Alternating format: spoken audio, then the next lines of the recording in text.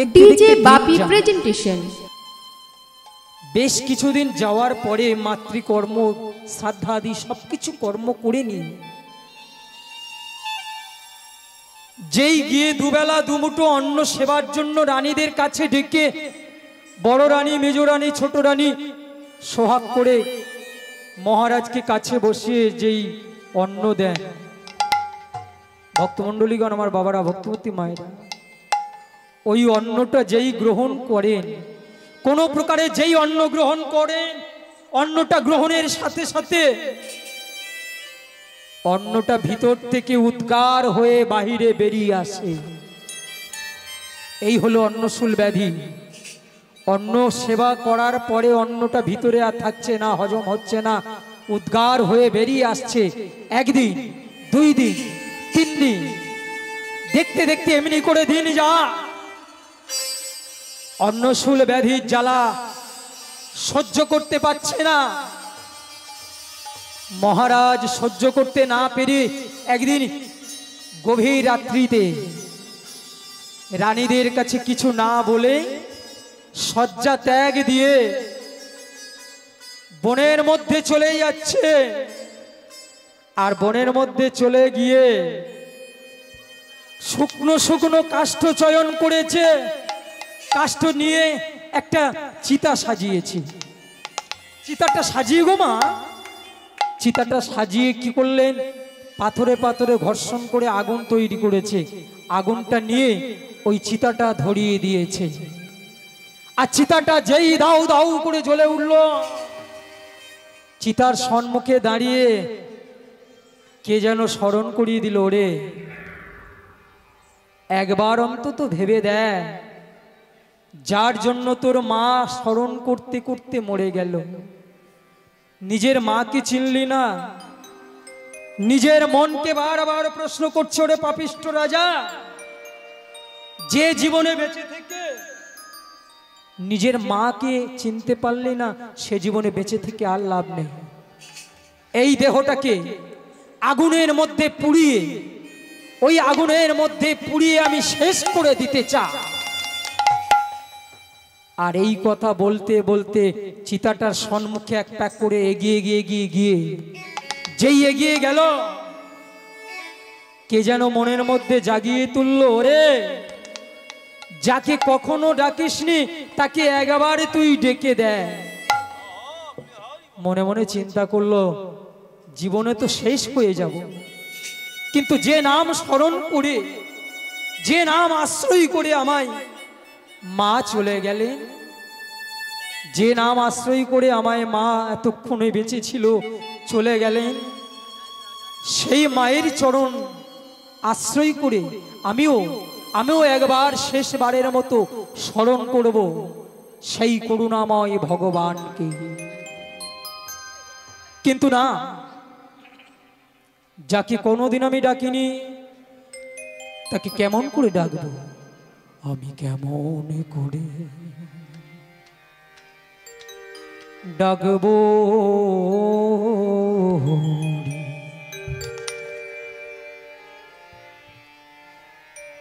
বলো গো আমায়,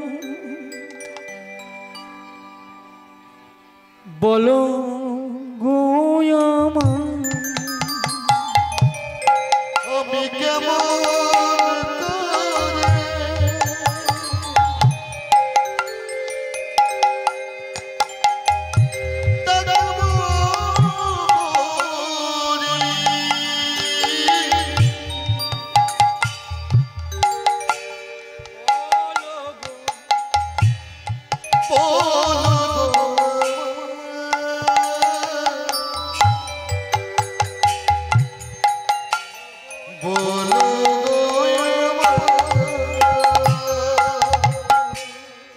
আমি কেমন করে, যার কথাই প্রজাবৃন্দ পালন হয়, যার কথায় রাজত্ব চলে, সেই রাজা আজকে জ্বলন্ত আগুনের সামনে দাঁড়িয়ে দাঁড়িয়ে ডাকছে, আমি কেমন করে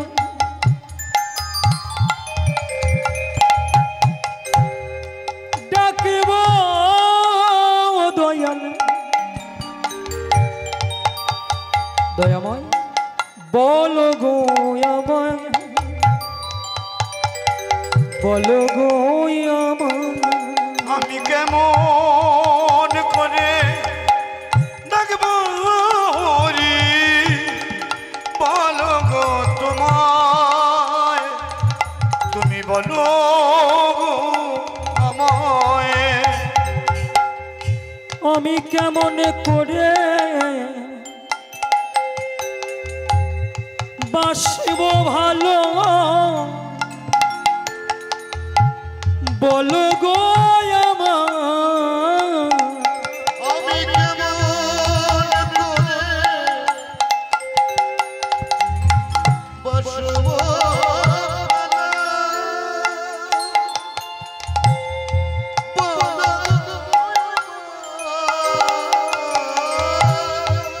আমি কেমন করে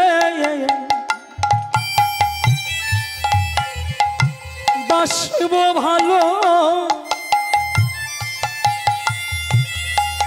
বলো গো আমায়। আমি কেমন করে বাসবো ভালো, বলো গো তোমায়, কেমন করে ডাকব দয়াল, বলো গো আমায়, বলো গো আমায়। নিতাই গৌর প্রেমানন্দে হরি হরি বল।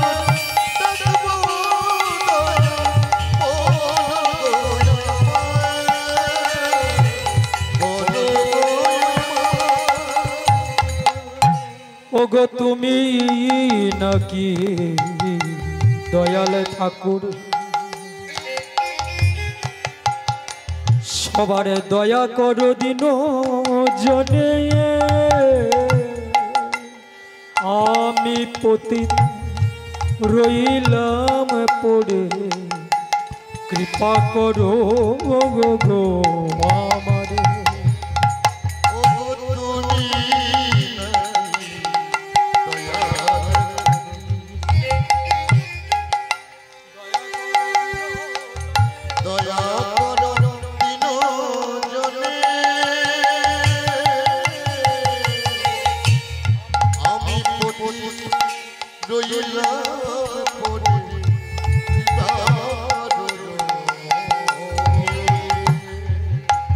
ওগো তুমি নাকি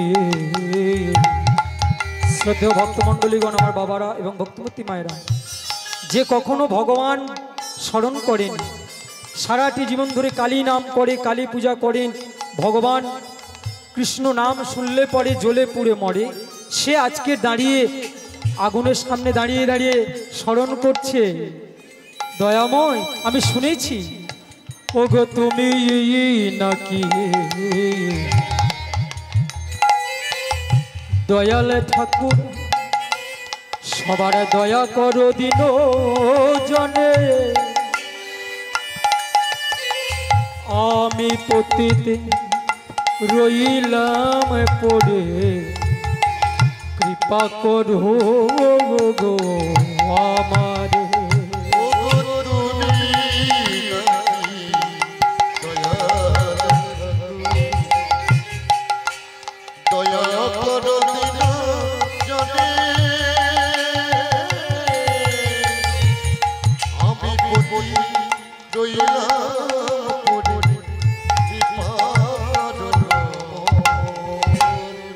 আমি সবার মাঝে থাকব, এতদিন যে কথা বলেনি মুখে আজকে সেই কথা বলে উঠল, তোমায় ভালোবাসবো ভগবান, যতদিন বাঁচবো তোমায় ভালোবাসবো, তোমায় পূজা করব, তোমায় ডাকবো, তুমি আসবে ভালোবাসিবে মোরে, ভালোবাসিবে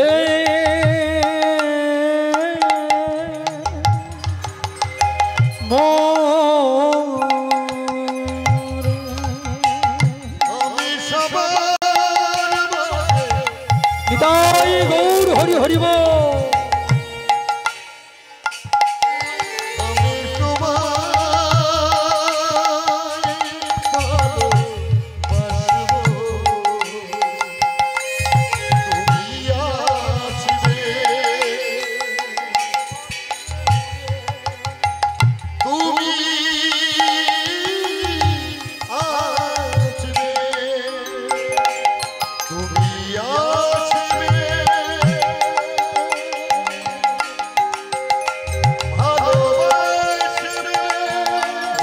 জয় গীতা ভালোবাসবে মাতা চিদানন্দ ভবন্তি ভান্তি নাসিনী বেদত্রী পরানন্দ তত্ত্বার্থ জ্ঞান মঞ্জুরি জয় গীতা জয় গীতা জয় গীতা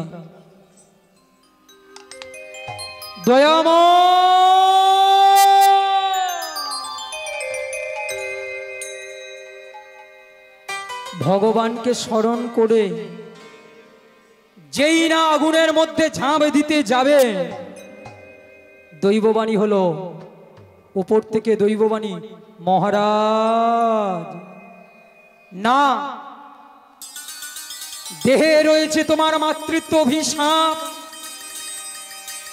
মায়ের কাছে থেকে অভিশাপ পেয়ে তুমি আমার নামকে স্মরণ করে তুমি আগুনে পুড়ে দেহটাকে শেষ করতে চাইছো বটে কিন্তু তুমি জানো না সর্বসাপে সাপানাং প্রতিঘাতস্তু বিদ্যতে নৌতু মাত্রাভিশপ্তানাঙ্কে চিন্মুখ্য ভবে দিও সর্বসাপের প্রতিকার আছে গো মাতৃত্ব অভিশাপের প্রতিকার না শাম্ব পুরাণে কথাটা প্রকাশিত হয়েছিল সূর্য স্ত্রী সংজ্ঞা তার দেহ থেকে ছায়া নির্মাণ করে রেখে দিয়ে যখন চলে গেছিল সেই সময়ে সংজ্ঞা পুত্র যম যমুনা ভাই বোন এরা দেখলো ছায়া আমাকে চিনতে ভুল করেছে মাতৃত্ব স্নেহ ভালোবাসা একটু কম দেখে মাকে চিনতে ভুল করে একদিন যমরাজ পদ উত্তোলন করে বলেছিল তোমার মতো মাকে মা বলে ডাকতে ঘৃণা করি শাম্ব পুরাণের কথা বাবা যখন এমন কথা বলেছিল সেদিনে ছায়া দেবী অভিশাপ দিয়েছিল ছি যে মুখে তুমি আমাকে মা বলে ডাকো সেই মুখে তুমি এত বড় কথা বললে তুমি পদ উত্তোলন করেছো আমি তোমাকে অভিশাপ দিলাম এই ব্যবহারের জন্য যে পদ তুমি উত্তোলন করেছো আজকে থেকে তোমার পদস্খলন হয়ে যায় দেখবেন যমরাজের যত ছবি আছে পায়ে কাটা পদস্খলন হয়ে গেল সেদিনে সূর্যদেবের চরণে এসে যমরাজ পড়েছিল আছে পিতামহ আমি মায়ের কাছে এমন অপরাধ করেছি সেই কারণে মা আমাকে অভিশাপ দিয়েছে সেদিনে সূর্যদেব এই কথাটা বলেছিলেন শাম্ব পুরাণে প্রকাশিত সর্বসাপে সাপানাং প্রতিঘাতস্তু বিদ্যতে নৌতু মাত্রাভিশপ্তানা কেচিন্মুখ্য ভবে দিহ ওরে কি করেছিস তুই সর্বসাপের প্রতিকার আছে কিন্তু মাতৃত্ব অভিশাপের প্রতিকার না যে মা 10 মাস 10 দিন গর্ভে ধারণ করে 32টা নারীর বন্ধন থেকে পৃথিবীর আলো দেখাই রে সেই মায়ের কাছে অপরাধ করেছিস আজকে সেই মায়ের অভিশাপ নিয়ে জ্বলন্ত আগুনে আমার নামকে স্মরণ করে তুই মরতে চাস না মৃত্যু হবে না যেই দৈববাণী হলো মহারাজ চমকে উঠলেন মহারাজ বিশ্বদর্পী কে কে আমাকে এমন করে পশ্চাৎ থেকে বাধা সৃষ্টি করলো অনিলে অনলে প্রত্যুষে প্রভাসে জলে জঙ্গলে সর্বত্রই আমার প্রকাশ আমাকে দেখতে পাবে না সর্বত্রই আমি আছি করজোড়ে কেঁদে কেঁদে বলে উঠলেন দয়াময় তবে কি আমার এই অপরাধ থেকে মুক্তির কোনো পথ নাই এই অপরাধ থেকে আমি কি মুক্তি পেতে পারবো না মায়ের কাছে অপরাধ করেছি আমায় কৃপা করে চরণ দান করুন আমাকে কৃপা করে রক্ষা করুন মাতৃত্ব অভিশাপ যখন নিজে স্বীকার করলো অপরাধ স্বীকার করলো পুনর্দৈববাণী হয়ে বলল আছে মুক্তির একটা উপায় আছে তো যা এখান থেকে আরো কিছু দূরে চলে যাও সেখানে গিয়ে বনের মধ্যে একটা বড় বট বৃক্ষ আর সেই বৃক্ষ ডালে দুটো পাখি বসে আছে পাখি দুটোকে ধরে তাদের শুদ্ধ মাংস যদি তুমি ভক্ষণ করতে পারো তাহলে তোমার এই ব্যাধি থেকে তুমি সারা জীবনের মতো মুক্তি পেয়ে যাবে। দৈববাণী শ্রবণ করে মনে একটু আশ্বাস পেল। মনে আশ্বাস পেয়ে মহারাজ বৃষদর্পী এক পা করে চলল ওই গভীর জঙ্গলে। আর ওই গভীর জঙ্গলে গিয়ে দেখছে সম্মুখে একটা বড় বট বৃক্ষ। বাহ, ওই তো বট বৃক্ষ। এখন হয়েছে কি মা, বট বৃক্ষের ডালেতে ছিল একটা বাসা। বাসার মধ্যে দুটো পাখি ছিল, কপত আর কপতি, যারা হলো পরম বৈষ্ণব আর বৈষ্ণবী। বাসার মধ্যে কয়েকটি বাচ্চাও আছে, তাদের মুখে আহার দিচ্ছে। আর আহার দিয়ে বাসা থেকে বেরিয়ে গাছের ডালেতে বসে আছে। হঠাৎ বসে থাকতে থাকতে পরম বৈষ্ণব কপত আর কপতির মধ্যে ইচ্ছা জেগেছে। পরম বৈষ্ণব কপত কপতিকে প্রশ্ন করছে, প্রশ্ন উত্তরের লড়াই হচ্ছে।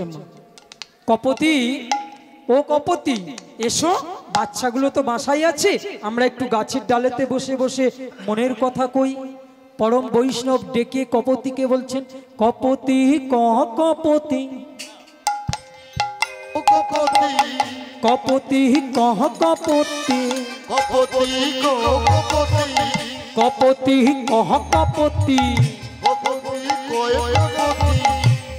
ও মায়েরা, যেই পরম বৈষ্ণব কপত বৈষ্ণবীকে প্রশ্ন করছেন, কপতি কহ কপতি, কপতি কহ কপতি, কপতি কহ কপতি, কপতি কহ কপতি।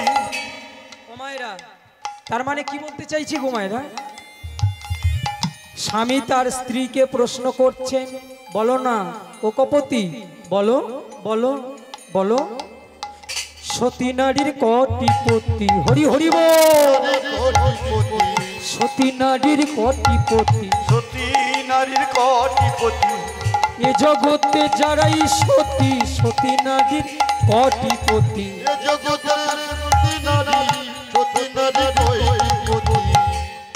ও মায়েরা, কি গো মায়েরা, যারা এই জগতে সতী সাধ্যী নারী হয় তাদের কটা করে পতি? হ্যাঁ বলুন, কটা হলো? মায়েরা মায়েরা বলুন। হ্যাঁ, কানে এসছে, কোনো একটা মা বলেছেন 5টা। ভক্তিমতী মায়েরা, কপতির কথা শুনে কপতি বলছে 5টি পতি, 5টি পতি, হরি হরি বল, সতী নারীর 5টি পতি, সতী নারীর 5টি পতি। দেখবেন এখনো পর্যন্ত অনেক মায়েরা সধবা আছে, বয়স সিঁথির সিন্দুরটাকে ঢেকে রাখে। সিন্দুর একটা স্বামী, শাখা একটা স্বামী, নোয়া একটা স্বামী। কটা হলো মায়েরা? 3টে হলো, তাই তো? হ্যাঁ, আর একটা আছে ঘরেতে স্বামী, 4টে হলো। আর একটা আছে জগতের স্বামী, 5টি স্বামী।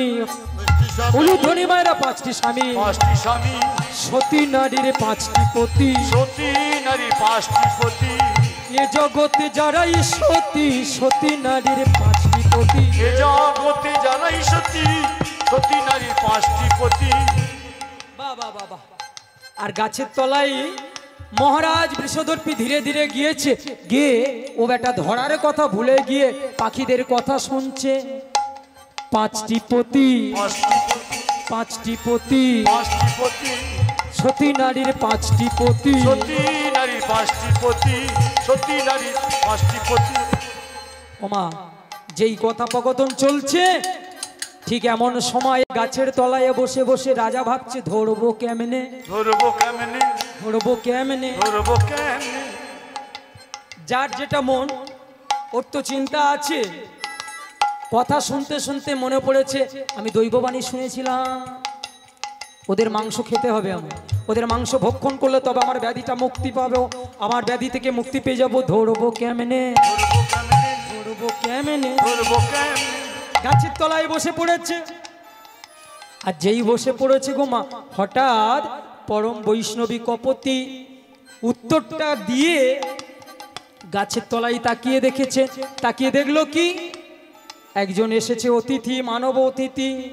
ওমা, মায়েদের মন একটু সরল হয়, তবে অপরাধ নেবেন না, সব মায়েরা নয়, অনেক মা আছে কঠিন মা। বাবা তার সরল, যদি বাবা সরল হয় মা একটু কঠিন হতেই হবে, এটা সংসারের নিয়ম, মা অপরাধ নেবেন না, সিস্টেম। দেখবেন কোনো কোনো বাড়িতে যদি স্ত্রী একটু সরলতা হয় বাবা কঠিন, স্বামী তার কঠিন। আবার স্বামী যদি সরল হয় স্ত্রী কঠিন। এটা না হলে সংসার চলবে না। তা মায়েদের মন বেশিরভাগ ক্ষেত্রে সরল। হঠাৎ লক্ষ্য পড়েছে গাছের তলায় কে যেন একটা অতিথি এসে গেছে। বলছে, ও স্বামী দেখো, অতিথি আইলে দাঁড়ে, নিতাই গৌর হরি হরি বল। গুরু সবা কাঁদে,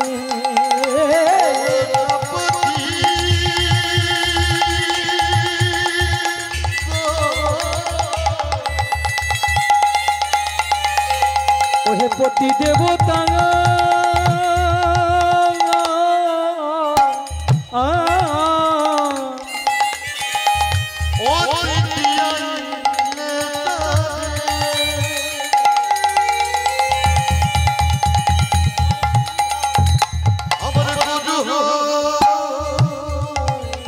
সবা কাঁদে, অতিথি আইলে দাঁড়ে,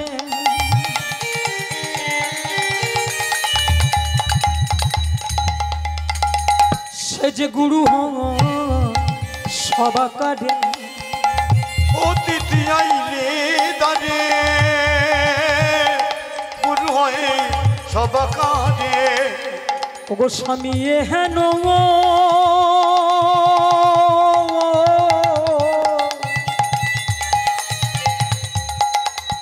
শাস্ত্রের বচন, ওগো স্বামী গো,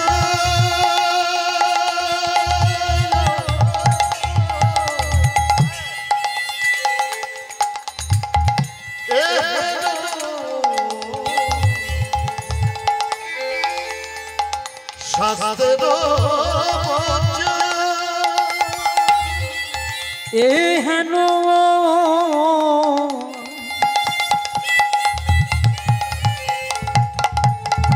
আহা শাস্ত্রের বচন, হেন শাস্ত্রের বচন। তুমি আমার পতি দেবতা, তুমি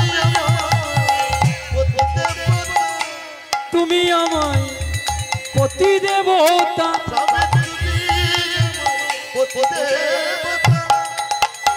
যে দেখো ওই গাছের তলা,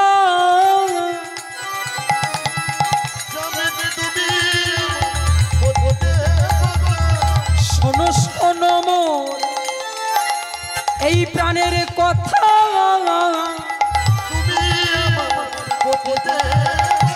শোনো ওই আমার এই মনের কথা, ওগো শোনো ওই আমার মনের কথা, শোনো আমার মনের কথা, শোনো শোনো আমার মনের কথা।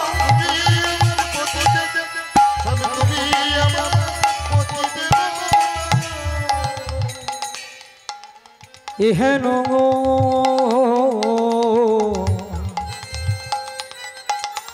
শাস্ত্রের বচন, এহেন শাস্ত্রের বচন। ওমা, ধর্মে নহীনা পশভি সমানা, ছোট্ট মানব ধর্ম বইয়েতে লেখা আছে, ডক্টর মহানামব্রত ব্রহ্মচারীর লেখা। মহারাজজি লিখেছেন, ধর্মে নহীনা পশভি সমানা, মনুষ্যত্ববিহীন মানুষ আর পশুর কোনো পার্থক্য নাই। তার প্রত্যক্ষ প্রমাণ দিল ওই গাছের তলায় বসে থাকা অতিথি। পাখি দুটো মনে মনে চিন্তা করছে অতিথি এসেছে গাছের তলায়, আর ও বেটা মনে মনে চিন্তা করছে অতিথি তো নয়, আমি ধরবার জন্য এসেছি। আর পাখি দুটো মনে মনে চিন্তা করছে অতিথি। সরল মনটা দেখুন কেমন মা পরম বৈষ্ণবী কপতি। পরম বৈষ্ণবী কপতি পাখিটা বলে উঠল, স্বামী চলো না, ওনাকে দেখে মনে হয় বড় ক্ষুধার্ত, আমরা কিছু সেবা দেব।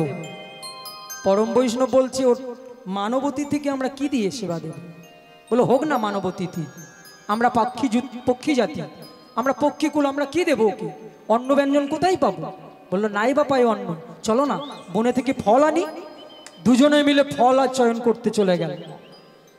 ও মায়েরা, বনে থেকে গিয়ে গাছে থেকে ভালো ভালো ফল কিছু ঠোঁটেতে যতটা পেরেছে এনেছি। ফলগুলো নিয়ে আনন্দ করতে করতে উঠতে উঠতে এসে বলছে, অতিথির কাছে দাঁড়িয়েছে সেবা দেওয়ার জন্য।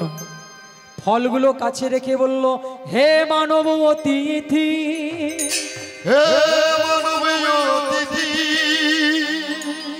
লহ লহ সেবা, তুমি লহ লহ সেবা। ভক্তমণ্ডলীগণ, বাবারা, ভক্তমতী মায়েরা, তুমি যেই বলল তুমি ফল সেবা লও, মহারাজ বিশ্বদর্পী ফলগুলো না নিয়ে দুটো হাতে দুজনকে ধরে ফেললো। আর যেই দুজনকে ধরলো, পরম বৈষ্ণব কপদ বলে উঠল, কপতি তোমাকে নিষেধ করেছিলাম, ও মানব অতিথি ফল সেবা করে না, অন্য কোথায় পাবো দেখো। যেই দুজনকে ধরেছে, সঙ্গে সঙ্গে পাখিদের ক্রন্দন, পাখিদের কান্না, পাখিদের কান্নার ভাষায় প্রকাশ পেল, কপতি কাঁদিছে কেউ। নিতাই গৌর প্রেমানন্দে হরি হরি বল।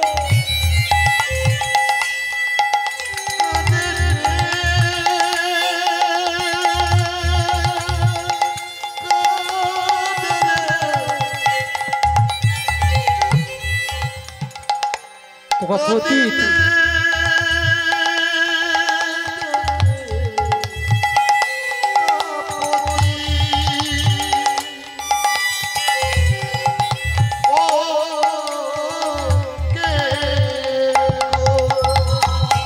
এবারে কপতি কাঁদিচ্ছে কেউ,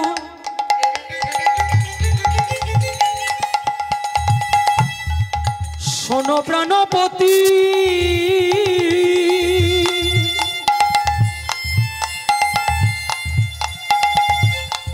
দানবে দেখিয়া আমি ভেবেছি অতি,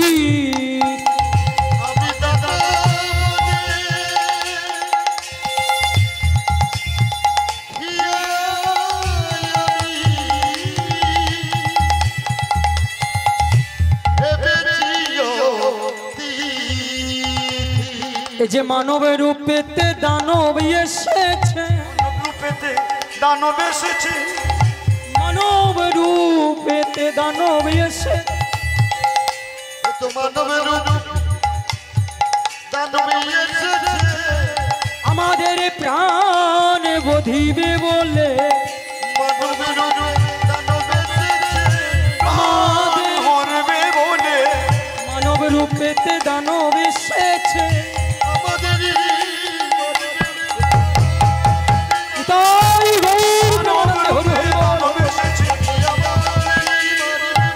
মানব রূপে দানব এসেছে।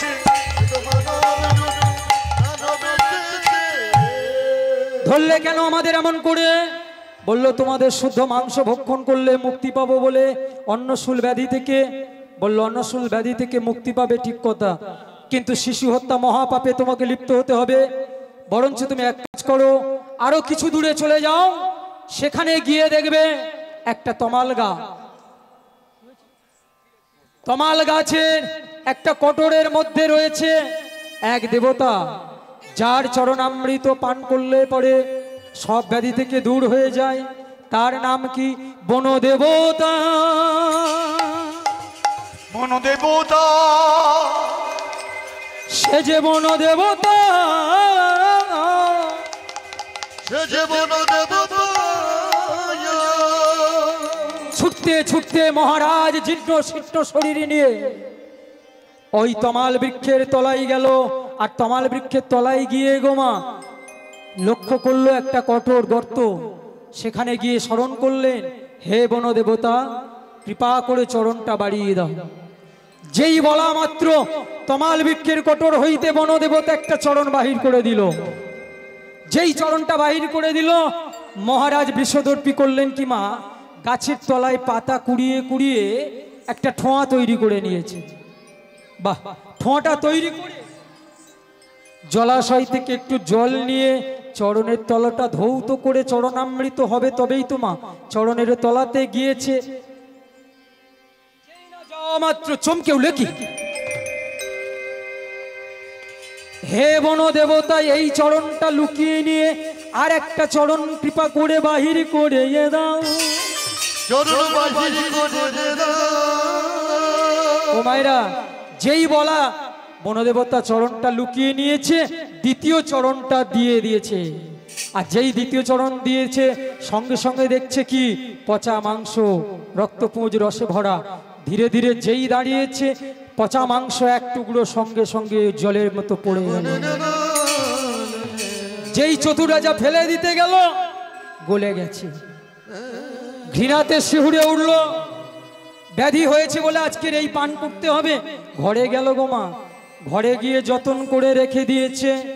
যতন করে যেই রেখে দিল, বড় রানী, মেজ রানী, ছোট রানী, তিন রানী মিলে করলেন কি, মহারাজ চলে গেল স্নান করতে। জেনে নিয়েছে এই চরণামৃত পান করলে কি হয়, বলে সর্বব্যাধি মুক্তি হয়। ওমা, কার না ইচ্ছে হবে যদি চরণামৃত পান করা যায়, ব্যাধিটা মুক্তি পেয়ে যাবে। সেই কথা চিন্তা করতে করতে ঘাটেতে দাঁড়িয়ে চিন্তা করছে মহারাজ, থিতিয়ে যাবে, ঘনটা পড়ে যাবে নিচে, জলটা থিতিয়ে উঠবে। চোখটা বন্ধ করে, নাকটা বন্ধ করে এক বিন্দু পান করে নেব, ভিতরে গেলেই ব্যাধি মুক্তি। হরিবোল হরিবোল। সেই চিন্তা করে ওখানে দাঁড়িয়ে রয়েছে। আর এদিকে বড় রানী জেনে নিয়েছে, পান যদি করি তাহলে কোনো ব্যাধি থাকবে না, শিরাপিরাই ভুগছে। ওমা, বড় রানী কথা চিন্তা করতে করতে ওই চরণামৃত, থিতিয়ে যাওয়া চরণামৃত একটু ঢেলে নিয়ে যেই না করিল যে পান, যেই না যে করিলে যে পান। মেজরানী আড়ি পেতেছিল, দিদি ও দিদি, ও দিদি, কি যেন খাচ্ছিলে এক্ষুনি, কি যেন এক্ষুনি সেবা করলে, আমার একটু দাও না, আমার একটু দাও না, আমার একটু দাও না, আমার একটু দাও না, আমার ব্যাধি সারে যদি আমার একটু দাও না। আমার ব্যাধি সারে যদি আমার একটু দাও না। শোন মেজো, আমি তোকে দেব, আর কাউকে বলবি না। যেই একটু চরণামৃত মেজো রানীর হাতে দিয়েছে, ছোট রানী কোথায় ছিল, দিদি আমার একটু দাও না, আমার একটু দাও না, আমার একটু দাও না। আমার একটু দাও না। বড় রানী, মেজো রানী, ছোট রানী মিলে, তিন রানী মিলে চরণামৃত থিতিয়ে যাওয়া সব হরিবোল করে দিয়েছে। আর রাজা ওদিকে ভাবছে, থিতিয়ে যাচ্ছে, থিতিয়ে যাচ্ছে, জল উপরে উঠবে। উঠেছিল মা, সত্যি সত্যি হয়েছিল। তিন রানী মিলে সব সেরে দিয়েছে, ব্যাধির জ্বালা মেটাবে বলে। আর ওই কিছুক্ষণ পরে রাজা এসে বড় রানীকে ডাকছে, কেউ জানে না, তুমি আমার চরণামৃতটা দাও। যেই বলেছে, যার দেখে করি ভয় তার সঙ্গে দেখা হয়। ওমা, সেই ঘন মাংস পিণ্ডটা অবশেষে পড়ে আছে। ওই চরণামৃতের পাত্রটা মাথায় করে নিয়ে মহারাজ বলে উঠল, হে বন দেবতা, হে বন দেবতা, এই চরণামৃত আমি পান করলাম না, তুমি আমার মাথায় থাকো। তুমি আমার মাথায় থাকো। সঙ্গে সঙ্গে দৈববাণী হলো, দৈববাণী হলো, যে চরণামৃত পান করব বলে চরণামৃত পান করলি না, চরণামৃত পাত্র মাথাতে ধারণ করেছিস, এই অপরাধের জন্য আজ থেকে তোর মাথায় কালান্তক বিষ সৃজন হবে, সর্পজনিতে জন্মগ্রহণ হবে, নাম হবে তোর কালীয় নাম। ভক্তিমতী মায়েরা, ভক্তমণ্ডলীগণ সেই জন্য আশ্রয় দিল তাকে কোথায়, বৃন্দাবনের কালী রহে।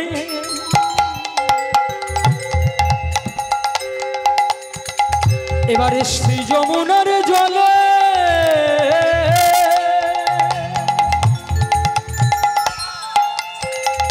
শত নারী লইয়া বাস কর কৌতূহল।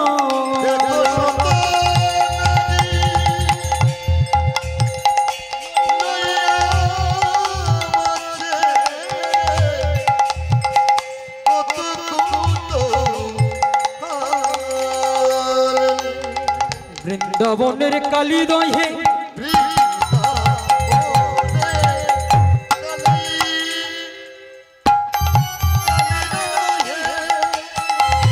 ওই শ্রী যমুনার জলে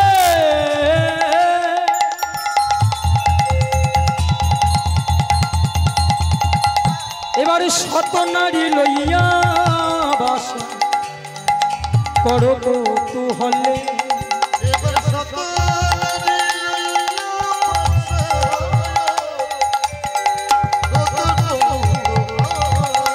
শোনো মহারাজ, কালীদহ নাম হইবে তোমারও লাগিয়া,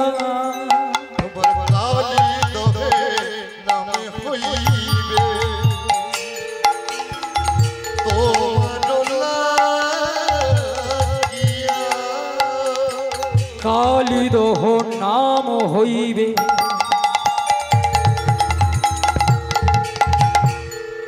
তোমারও লাগিয়া, কালীদহ নাম হইবে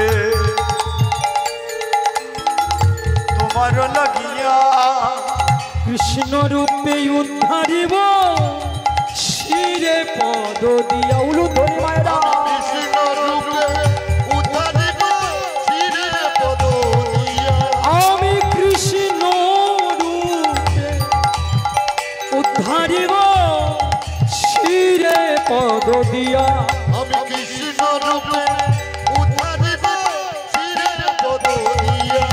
সেদিন দেখা পাবে সবাই, সেদিন দেখা পাবি সদাই, সেদিন দেখা পাবে সবাই।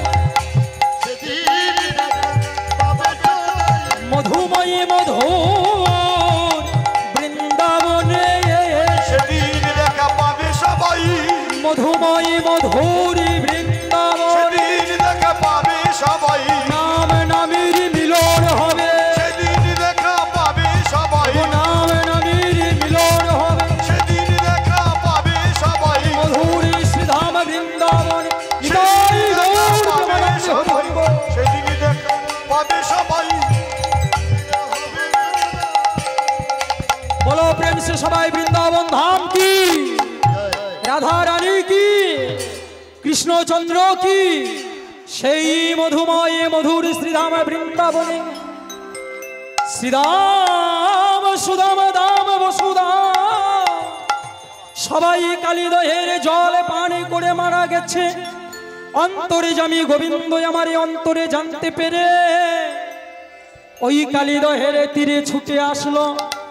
আর কালীদহের তীরে এসে ভগবান গোবিন্দ তার সুকমল দৃষ্টি দিয়ে, সুকমল করযুগলের স্পর্শ দিয়ে আজ সবাইকে ডেকে ডেকে বলছে, শ্রীদাম সুদাম দাম বসুদাম চলো চলো এবারে সবাই চলে যায়।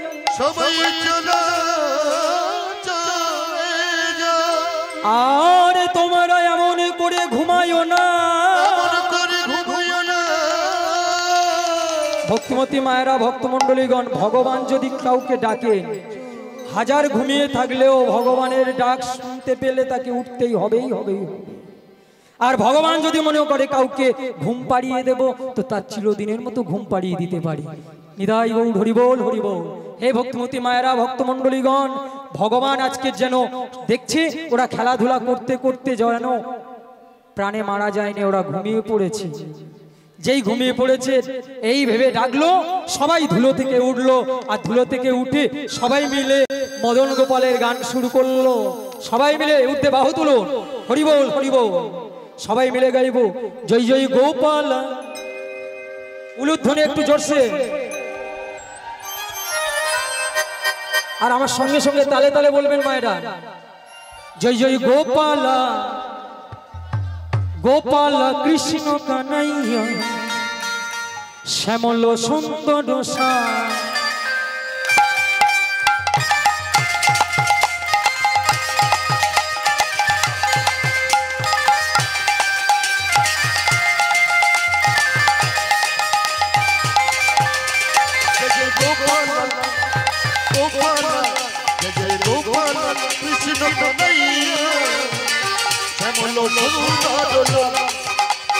গোপালা গোপালা জয় গোপালা কৃষ্ণ কানাইয়া শ্যামল সুন্দর শ্যাম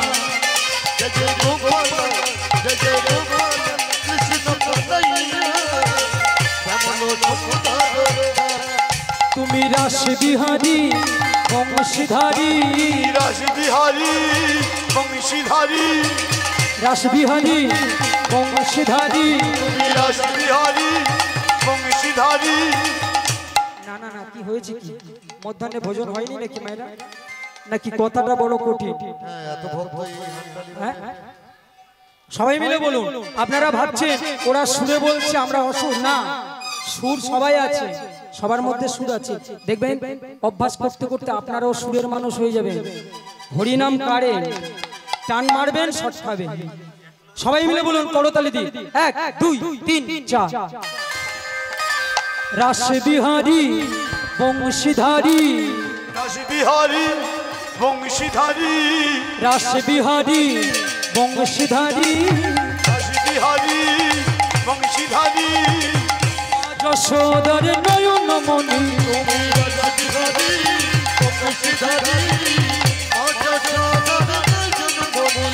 রাস বিহারী বংশীধারী মা যশোদার নয়নমণি। জয় জয় গোপালা গোপালা গোপালা গোপালা কৃষ্ণ কানাইয়া শ্যামল সুন্দর শ্যাম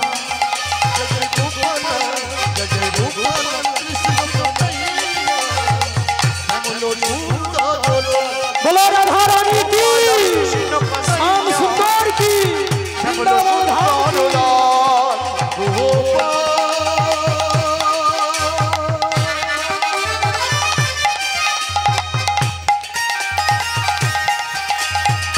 উলুধ্বনি মায়েরা উলুধ্বনি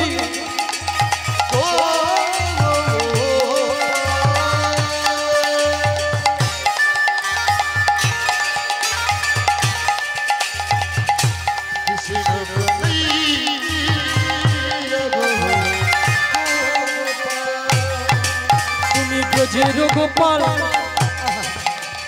ব্রজের দোলা তুমি ব্রজের গোপাল মা যশোদার নয়ন ভিরা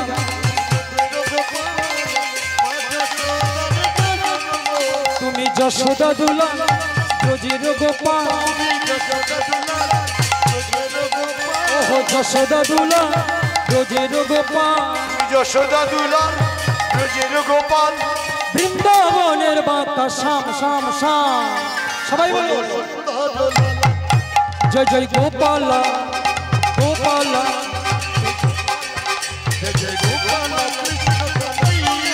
হরি হরি বল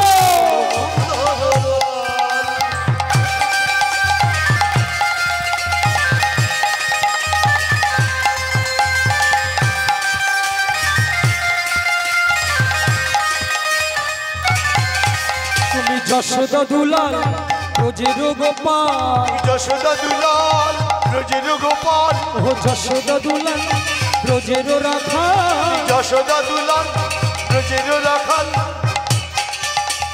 বৃন্দাবনের বাঁকা শ্যাম শ্যাম শ্যাম শ্যামল সুন্দর শ্যাম জয় জয় গোপাল জয় জয় গোপাল কৃষ্ণ কানাইয়া গোপাল কৃষ্ণ কানাইয়া শ্যামল সুন্দর লাল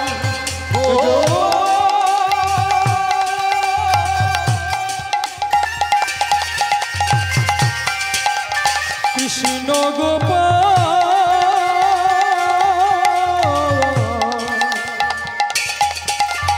হে কৃষ্ণ গোপাল বলো শ্যাম সুন্দর কি কি আনন্দ কি আনন্দ।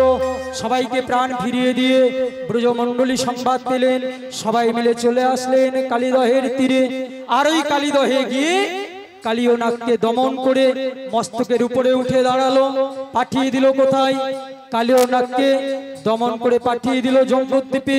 গোবিন্দের আদেশে সর্প ভাসিতে লাগিল, গোবিন্দের আদেশে সর্প ভাসিতে লাগিল, গোবিন্দের আদেশে সর্প ভাসিতে লাগিল। গোবিন্দের আদেশে ভাসিতে লাগিল। ব্রজবাসী সবাই মিলে দেখিতে পাইল, ব্রজবাসী সবাই মিলে দেখিতে পাইল, আজ ব্রজবাসী সবাই মিলে দেখিতে পাইল। ব্রজবাসী সবাই মিলে দেখিতে পাইল। আজ আনন্দ যে ধরে না, আনন্দ যে ধরে না।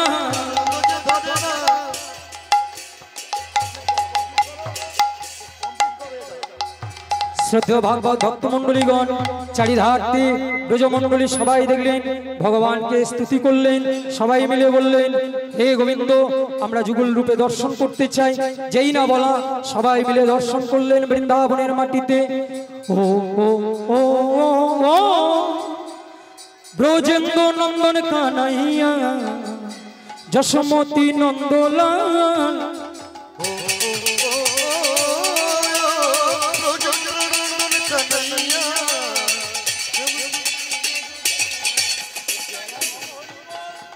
হরি বল হরি বল হরি বল হরি বল।